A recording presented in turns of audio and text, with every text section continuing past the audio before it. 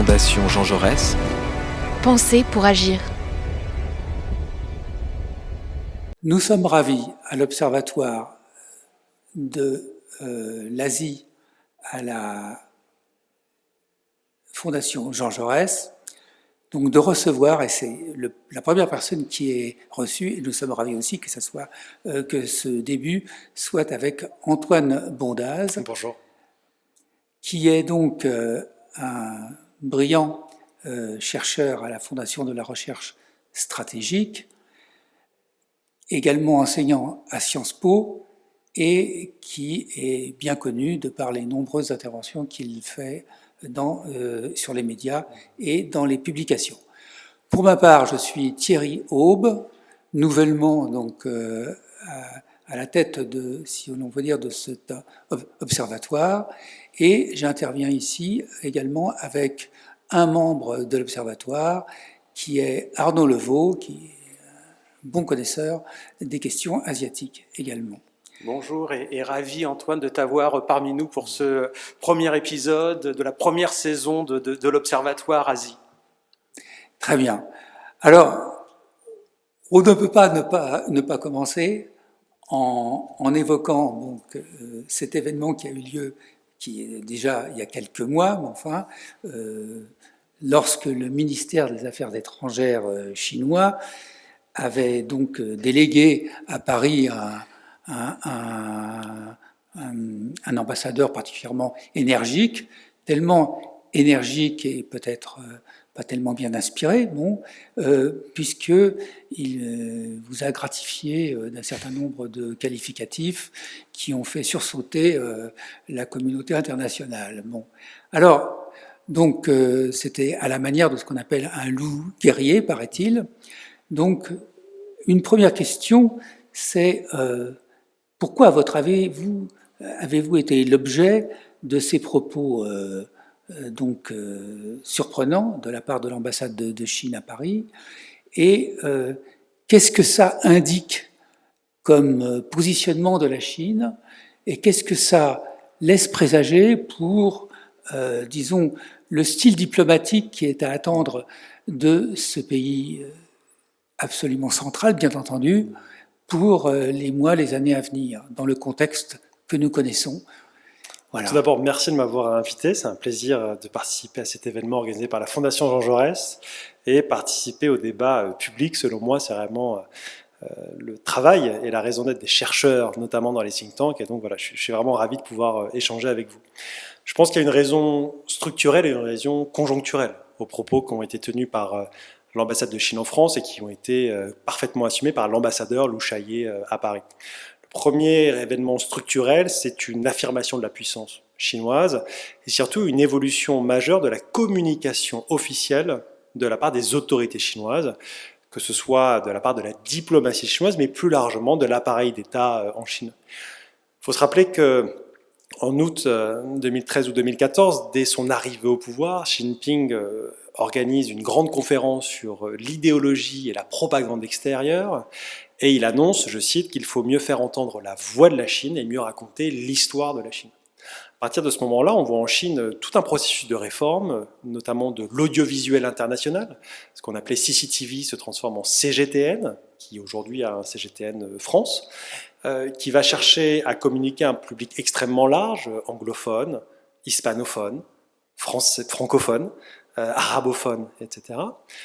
On va voir une modernisation aussi des moyens de communication, une utilisation beaucoup plus importante des plateformes de streaming, notamment de YouTube, une implication beaucoup plus grande sur les réseaux sociaux. Et pour vous donner juste 2 chiffres, entre juillet 2019 et juillet 2020, le nombre de comptes Twitter officiels associés à la diplomatie chinoise, c'est-à-dire ambassade, ambassadeur, consul, consulat, a été multiplié par 3, près de 50 à 150. Et puis surtout, le dynamisme, l'activité de ces comptes a été décuplé. Entre décembre 2019 et mai 2020, le compte Twitter de l'ambassade de Chine en France a vu son activité être multipliée par 10 en termes de nombre de tweets.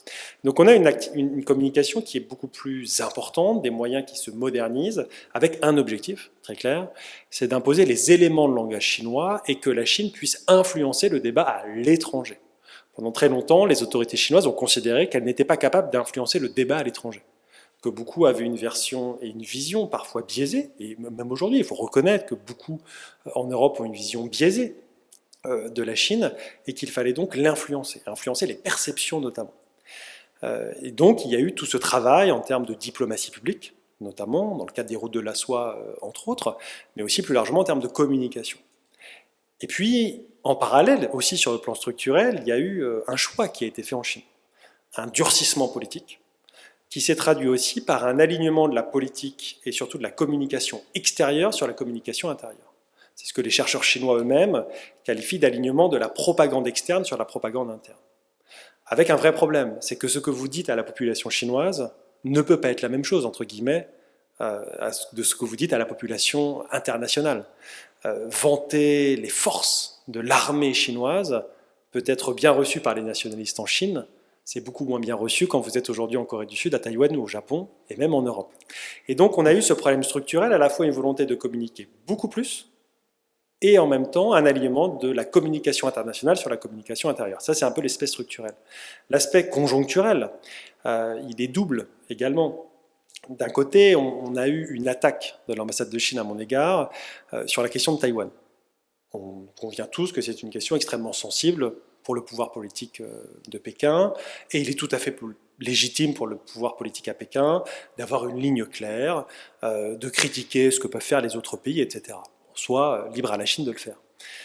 Le problème dans ce qui s'est passé au printemps 2020, printemps 2021, ce n'est pas que la Chine critique une décision politique française, c'est que des représentants de l'État chinois commencent à insulter des chercheurs, à menacer des représentants élus par le peuple, à intimider des journalistes, et ça, c'est inadmissible.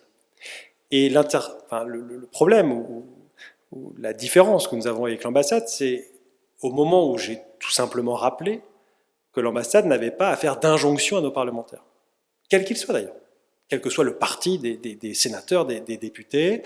Lorsque vous avez une délégation parlementaire qui se rend à l'étranger, elle ne représente pas premièrement le gouvernement français, tout simplement parce qu'il y a une séparation des pouvoirs en France, et que les députés et les sénateurs se rendent où ils veulent, et que l'État français en lui-même, le gouvernement français plutôt, est bien embêté quand aujourd'hui vous avez des députés qui se rendent en Syrie. Ça montre bien d'ailleurs, et qu'ils rencontrent Bachar el-Assad, ça montre bien donc que ce n'est pas le gouvernement qui les envoie, évidemment, et donc que des députés ou des sénateurs se rendent à Taïwan, qu'ils rencontrent qui ils veulent, y compris le ou la chef de l'exécutif, comme ils l'ont toujours fait, n'est ni un changement du statu quo, ni un changement de la politique étrangère de la France, et c'est tout simplement ce que j'ai rappelé. Et puis l'autre aspect conjoncturel, c'est évidemment que l'ambassadeur de Chine en France, comme il l'a dit lui-même, ne s'adresse pas aux Français. Il s'adresse aux Chinois. Il l'a reconnu lui-même.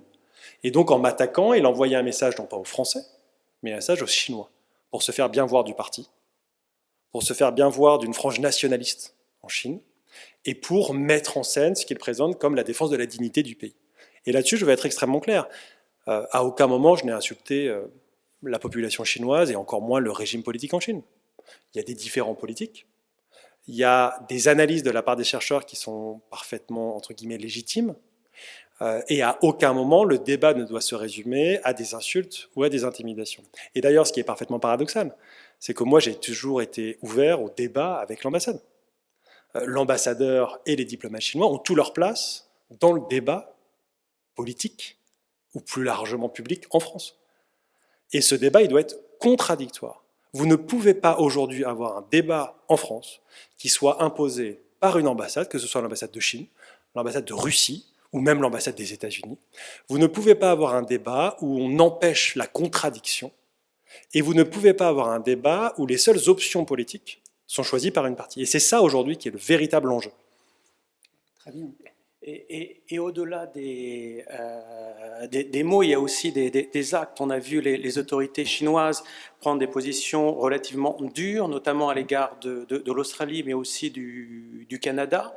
Quand on a entendu parler de la libération de Madame Meng de Huawei, il y a eu un corollaire immédiat qui était la libération de 2 prisonniers canadiens. Mais qu'est-ce que cela veut dire aussi sur cette nouvelle politique d'influence chinoise ? Aujourd'hui, il faut être très clair, la Chine assume l'utilisation de l'outil de la coercition économique. et même au-delà, l'outil, entre guillemets, de la prise d'otage.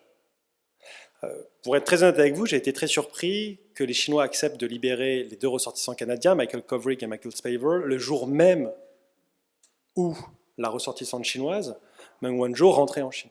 Puisque en faisant cela, les Chinois signifiaient de façon parfaitement limpide qu'ils assumaient que ces 2 ressortissants avaient été des otages, non seulement de la Chine, mais aussi de la relation bilatérale avec les États-Unis, entre la Chine et les États-Unis. Et ça, c'est évidemment extrêmement inquiétant. Moi-même, depuis fin 2018 et leur arrestation, je ne me rendais plus en Chine, parce que pour certains chercheurs, en matière de sécurité, évidemment, ça crée un précédent extrêmement inquiétant. Non pas pour ce que nous écrivons, non pas pour ce que nous disons, mais parce qu'on peut être indirectement, entre guillemets, la victime d'une dispute bilatérale. Et ça, c'est extrêmement inquiétant. Et le cas de l'Australie, je pense, est encore pire. Le cas de l'Australie, c'est que la Chine, aujourd'hui, elle assume parfaitement que des différends politiques peuvent être résolus, ou en tout cas gérés, avec des moyens non politiques. Et ce que fait la Chine, c'est de considérer qu'une dispute politique, et de nombreux pays sont en désaccord, on est nous-mêmes en désaccord avec de nombreux pays, y compris nos amis, certains de nos amis européens, c'est pas la question. Mais il ne faut pas d'escalade avec d'autres outils. Ce que fait la Chine aujourd'hui, c'est d'assumer la coercition économique. Pour vous donner juste un exemple que les gens réalisent bien, en janvier 2020, 51% des exportations de vin rouge australien allaient en Chine. 51%. Un an après, en janvier 2021, à cause des sanctions, c'était 1%. Vous imaginez les impacts pour la filière. Alors la filière a réussi à diversifier ses marchés à l'exportation, mais tout de même. Et ça, c'est extrêmement inquiétant, et ça commence à arriver en Europe. Ça n'arrive pas qu'aux autres. Pendant de nombreuses années, quand en 2016-2017, les sanctions ont commencé sur la Corée du Sud, un pays que tu connais bien, et qu'on disait aux Français, aux Européens, regardez ce qui se passe en Corée du Sud, c'est extrêmement inquiétant. La Chine sanctionne la Corée du Sud, tout simplement parce qu'elle a déployé un système de défense antimissile américain, pas contre la Chine. La Chine n'est pas d'accord et elle sanctionne. C'est inadmissible. Les Européens ne réagissaient pas. Quand ça a commencé à arriver aux Australiens, les Européens ont commencé à se dire, bon, on connaît un peu mieux les Australiens, et puis surtout les sanctions sont d'une ampleur considérable, ça commence à être inquiétant. Mais aujourd'hui même en Europe, il y a des sanctions chinoises contre un État membre. Aujourd'hui, la Lituanie, parce qu'il y a un différend politique, qu'il soit légitime ou pas, ce n'est pas la question, parce qu'il y a un différend politique entre la Lituanie et la Chine, est sanctionnée économiquement par la Chine. Et ça, c'est inadmissible, et il faut bien avoir conscience que ce n'est pas une attaque contre l'économie lituanienne, c'est une attaque de fait contre le marché européen. Et ça doit faire poser la question aux dirigeants européens de la nécessité non seulement de mieux se coordonner pour faire face à ces outils de coercition économique qui viennent de Chine, de Russie, des États-Unis ou d'autres pays, sur la nécessité aussi de faire adopter des outils. Alors c'est justement l'occasion, en ce moment même au Parlement européen est en train d'être négocié ce qu'on appelle le ACI, le Anti-Coercion Instrument, donc des instruments anti-coercition. Entre guillemets, l'objectif c'est de dissuader des pays de sanctionner économiquement les pays européens. Ces mécanismes-là doivent être discutés le plus rapidement possible. Et donc, ce qu'il faut bien expliquer aux Européens et aux Français, c'est que ce qui arrive aux autres peut nous arriver. Et donc, il faut qu'on ait les outils, il faut qu'on ait les scénarios, il faut qu'on ait les mécanismes de coordination qui permettent de nous protéger contre ces potentielles sanctions. Et donc, la Chine a pris, le gouvernement chinois a pris le risque d'engendrer par cette position extrémiste, en quelque sorte, des contre-mesures donc, qui sont en train de se renforcer au fur et à mesure. Quelle est la vitesse respective de ce durcissement chinois d'une part, et d'autre part de la mise en place progressive, peut-être un peu lente aussi, de ces contre-mesures, pour les appeler comme ça? Vous l'avez dit vous-même, il y a un retard européen. Et il y aura toujours un retard européen, et c'est normal. Quand vous devez coordonner 27 pays, ça prend du temps. Et vous avez toujours un ou deux pays qui vont être réticents à adopter des mesures, et donc c'est normal.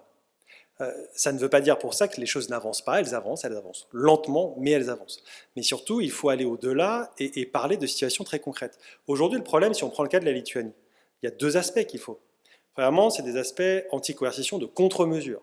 On nous sanctionne, nous allons sanctionner en retour. L'objectif, il faut être très clair, ce n'est pas d'escalader les sanctions, c'est d'essayer de dissuader les pays justement de prendre des sanctions. L'autre domaine qui est important, c'est de faire en sorte que ces sanctions étrangères, que ce soit encore une fois chinoises, russes, américaines ou autres, perdent leur impact, qu'elles n'aient pas d'efficacité. Et là-dessus, il faut une stratégie, entre guillemets, moi ce que j'appelle un peu une stratégie de l'éponge, c'est-à-dire absorber collectivement le coût des sanctions. Un pays comme la Lituanie, c'est facile. Demain, on prend un exemple, la Lituanie qui exportait des matières agricoles, notamment des produits agricoles vers la Chine, du blé, un peu de porc, etc. Il est très facile pour le marché européen d'absorber cela. Et donc le coût de ces sanctions est considérablement limité. De la même façon, sur l'importation de produits, si la Chine fait des embargos de fait pour la Lituanie, il est très facile pour la Lituanie de passer par le marché commun. La Pologne, la France peuvent importer les mêmes produits et ensuite les revendre. Et donc, c'est à la fois sur ces deux aspects qu'il faut qu'au niveau européen, on ait des discussions, et c'est le cas en ce moment même au Parlement européen, de comment faire en sorte non seulement de dissuader un pays de prendre des sanctions, et s'il a pris des sanctions, d'atténuer considérablement et collectivement l'impact de ces sanctions. Et là-dessus, l'Union européenne est évidemment sur les questions économiques. Le format qui, aujourd'hui, est le format privilégié, et en plus, le format parfaitement légitime.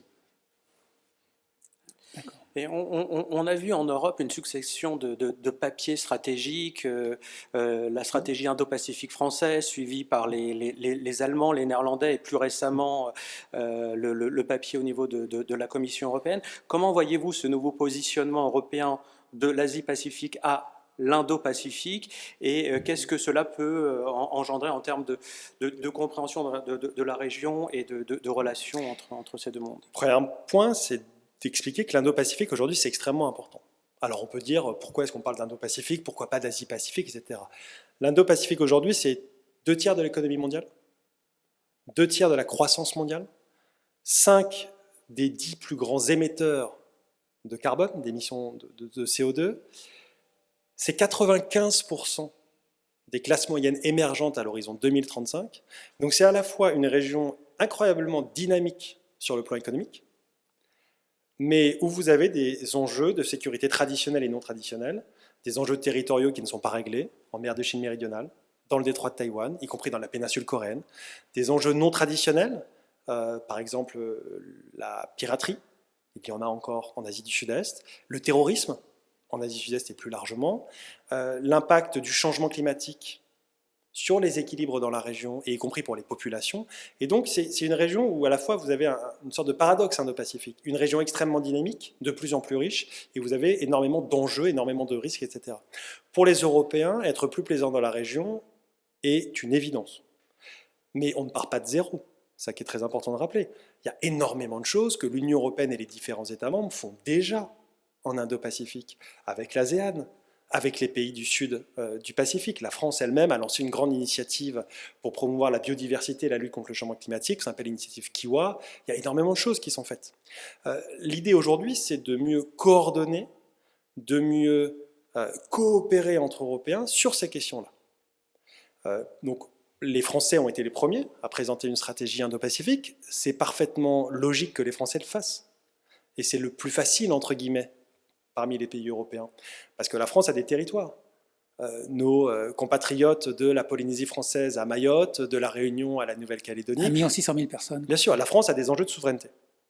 L'Indo-Pacifique, c'est 93% de notre zone économique exclusive et de notre espace maritime. Donc la France est un pays Indo-Pacifique. Ce n'est pas une puissance spectatrice, c'est une puissance résidente.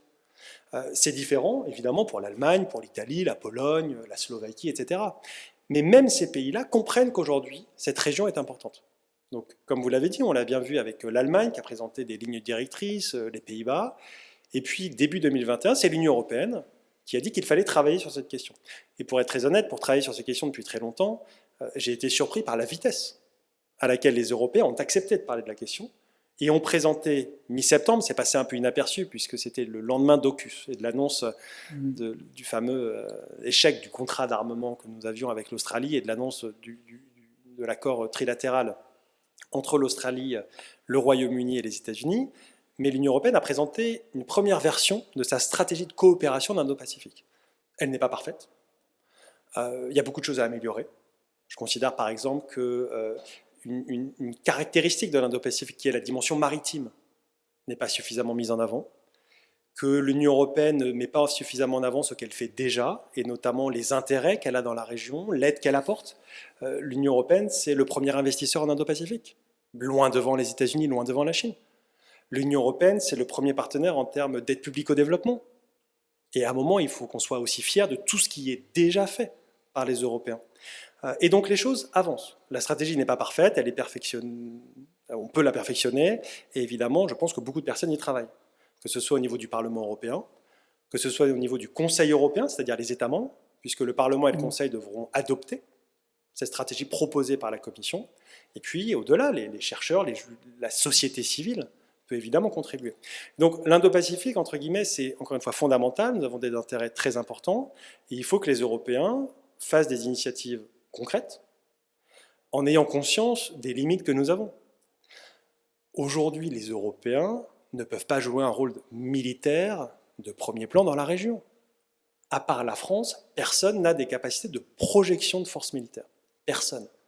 Et donc, ce n'est pas la frégate allemande qui est en ce moment en Indo-Pacifique qui change la donne, il faut être très clair. C'est un message politique, ce n'est pas un message militaire. Par contre, sur les questions économiques, les questions environnementales, les questions technologiques, les questions de société civile, de démocratisation, de soutien à la société civile, l'Union européenne et plus largement les États membres ont énormément de leviers, un rôle important à jouer, et la question, elle n'est pas de s'aligner sur Washington ou de s'aligner sur Pékin, parce que souvent il y a cette caricature, elle n'est pas de préparer un conflit avec Pékin, ce n'est pas du tout ce que veulent les Européens, elle est de dire que les Européens ont des intérêts et qu'ils peuvent offrir une troisième voie, ou en tout cas une alternative, aux pays de la région, non pas sur le plan militaire, mais encore une fois sur le plan économique, environnemental, d'aide au développement, technologique, etc.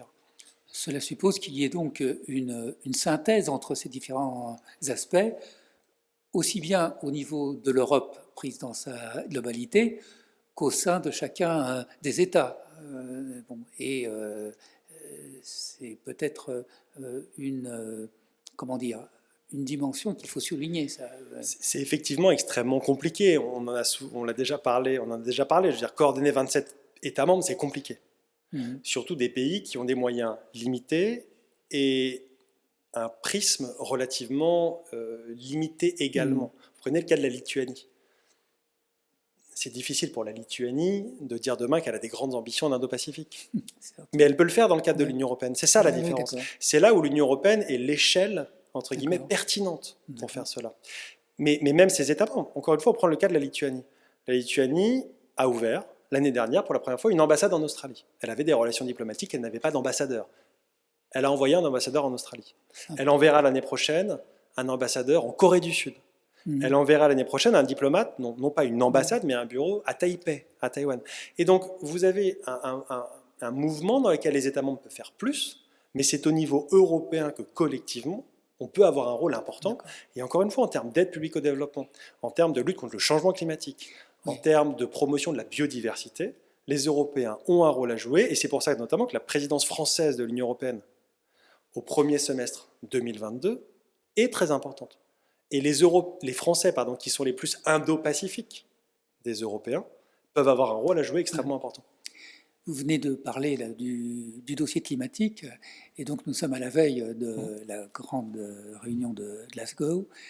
Qu'est-ce que vous pensez que la Chine peut apporter, ou peut-être quels problèmes peut-elle poser aussi, dans les efforts faits pour atteindre les objectifs, efforts dont on sait qu'ils sont insuffisants à l'heure actuelle, même parfois très insuffisants. Donc qu'est-ce qui, en Chine même, si vous voulez, à la fois soutient et bloque, dans une certaine mesure, la mise aux normes, en quelque sorte, des politiques. Je pense que sur la question climatique et la Chine, il y a 2 points. Premièrement, la Chine aujourd'hui est le principal émetteur d'émissions de carbone, de CO2. Quasiment 30% des émissions au monde sont produites, émises uniquement en Chine, par la Chine. On en est en partie responsable parce qu'une partie de la production des entreprises européennes se fait en Chine. Donc évidemment, on a aussi une responsabilité, mais de fait, la Chine est le principal pollueur aujourd'hui en termes d'émissions au monde devant les États-Unis. L'autre aspect, c'est que la Chine a conscience qu'il y a un problème. Pour avoir longtemps vécu à Pékin, je peux vous assurer que lorsqu'il y a 10 ans, vous aviez la situation environnementale à Pékin, elle était catastrophique. Aujourd'hui, ça s'améliore. Il faut aussi le reconnaître. Aujourd'hui, la qualité de l'air à Pékin s'est considérablement améliorée. parce que c'est la capitale, parce que vous avez eu des pressions de la société civile, des pressions plus largement de la classe moyenne, qui évidemment ne veut pas mourir d'un cancer du poumon, veut que ses enfants n'aient pas de problèmes respiratoires et de l'asthme, et puissent de fait grandir, vivre dans un environnement plus sain. Et donc la Chine, elle est de fait tiraillée entre ses impératifs économiques et le fait d'être un pollueur extrêmement important, et la nécessité d'évoluer. Ça prend du temps. Et je ne veux pas défendre la Chine, mais il faut reconnaître que la Chine ne peut pas du jour au lendemain avoir un modèle de production d'énergie, un modèle décarboné, comme c'est le cas de la France. La Chine a beau construire des dizaines et des dizaines de centrales nucléaires en ce moment même, elle ne peut pas, en 5 ou 10 ans, avoir un parc électrique qui soit 75% de la production, de production nucléaire. Et donc, ça prend du temps. Est-ce que la Chine peut faire plus? Est-ce qu'elle peut faire mieux? Évidemment, on peut toujours faire plus, on peut toujours faire mieux. L'objectif, c'est aujourd'hui que les Chinois aient parfaitement conscience qu'il faut aller le plus vite possible pour décarboner leur économie, pour réduire leur dépendance au charbon. Et aujourd'hui, la Chine, c'est 50% du charbon extrait dans le monde, 50% du charbon consommé dans le monde. Et donc, évidemment, il ne peut pas y avoir de lutte contre le changement climatique si la Chine ne s'y engage pas. Et jusqu'à présent, la Chine a des objectifs, c'est-à-dire d'atteindre un pic des émissions à 2035. Est-ce que c'est trop tard? Sûrement. Est-ce qu'il faut l'avancer? Sûrement. Mais encore une fois, il faut discuter avec eux et faire en sorte qu'ils fassent plus. Mais on ne peut pas régler la crise climatique sans la Chine. Après, il faut aussi reconnaître qu'il y a une responsabilité particulière de certains pays. Aujourd'hui, les émissions par capita, par habitant, sont considérables en Australie, au Canada et aux États-Unis. C'est aujourd'hui pas acceptable. La France est, il faut le reconnaître, un modèle en Europe et un modèle parmi les pays occidentaux. Et les Australiens, les Américains, les Canadiens doivent faire beaucoup plus. Et ça, c'est aussi fondamental. Et il faut aussi que les Occidentaux montrent l'exemple. C'est très bien de dire aux autres pays qui n'ont pas eu le même bilan carbone que nous pendant des décennies de faire plus. Évidemment, il faut leur dire. Mais nous, on doit aussi être exemplaires. Et je trouve qu'on a trop tendance parfois à, entre guillemets, critiquer les pays en développement, en partie à juste titre. Effectivement, ce sont des émetteurs très importants. Mais nous aussi, on doit être irréprochables. Et donc il faut que les Européens, et plus largement les Australiens, les Britanniques, les Américains, les Canadiens fassent mieux, qu'on coopère dans les pays en développement pour qu'ils puissent directement passer à des énergies décarbonées. Et il y a beaucoup de choses à faire, mais clairement la Chine aujourd'hui est un partenaire incontournable. Mais le seul point qui est important, on a eu trop tendance, y compris en France, à dire parce que la Chine est un partenaire incontournable sur les questions climatiques, il faut qu'on fasse des concessions sur les autres sujets pour que la Chine fasse des concessions sur le changement climatique. Personnellement, je pense que c'est une erreur. Considérer que la relation franco-chinoise repose avant tout sur les questions économiques et les questions de changement climatique, et que toutes les autres questions sont des questions annexes qui sont des irritants qui pourraient empêcher cela, je pense que c'est une erreur, pour une raison simple. Depuis 2017, est-ce que la balance commerciale française vis-à-vis de la Chine a fondamentalement changé? Non. Est-ce que la Chine a pris des engagements chiffrés pour importer beaucoup plus massivement de France? Non. Est-ce que la Chine est beaucoup plus transparente dans ses subventions, dans l'accès à son marché? Non. Est-ce que sur les questions climatiques et environnementales, c'est grâce à la France que la Chine a pris des mesures? Évidemment non. Je veux dire, l'argument qui est de dire aujourd'hui, c'est grâce à la France que la Chine est restée dans l'accord de Paris, est tout simplement faux. La Chine est restée dans l'accord de Paris parce qu'elle avait un intérêt, des objectifs chiffrés limités, et surtout la possibilité de se différencier des États-Unis, et de se différencier de l'administration Trump à l'époque. Et donc la Chine a eu raison de rester dans l'accord de Paris.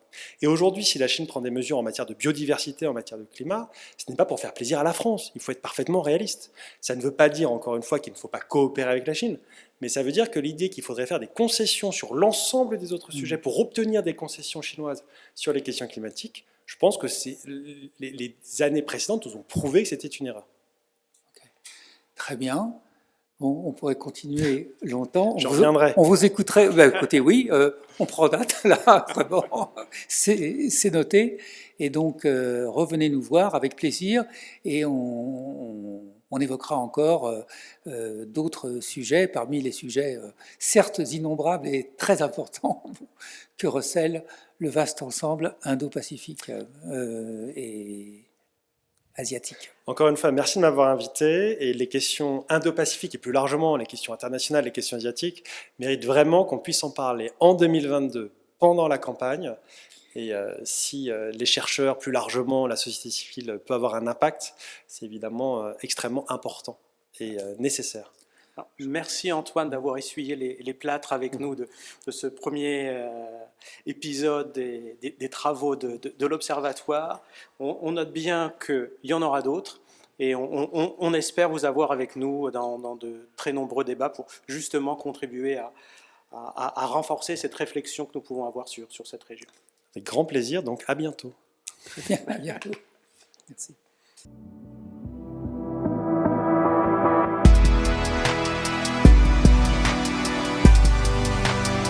Fondation Jean Jaurès. Penser pour agir.